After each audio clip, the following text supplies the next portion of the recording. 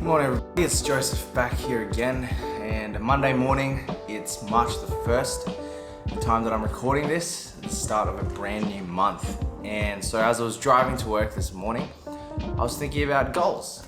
At the start of the year, I'd set some goals for the year. They're pretty big ones, but ones that I thought were a bit stretching for me.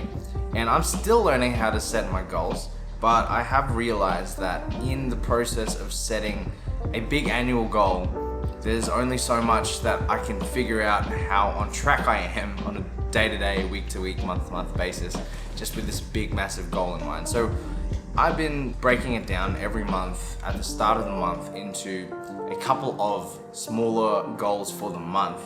And in that process, I'm still learning how to do this for myself and what works best. But even from last month, I put 3 major targets up and I hit 1 out of 3. And that allowed me to figure out, okay, where did I go wrong? Was it an achievable goal?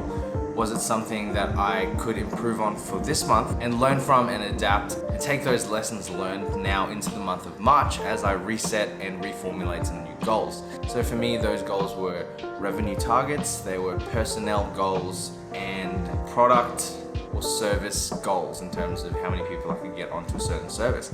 I hit 1 of those goals, so that's helped me to assess now what to do for this coming month.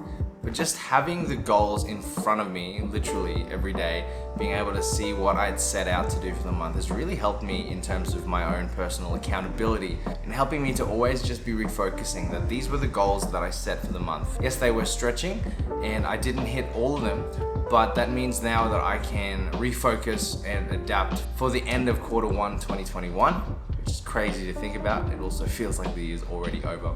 But I also listened to a video this morning where the idea of having those stretch goals that are a little bit distant, a little bit harder to hit, but then also having the realistic goals. So for me, it was a mix, 1 or 2 of those goals were stretching and 1 of those was probably more realistic.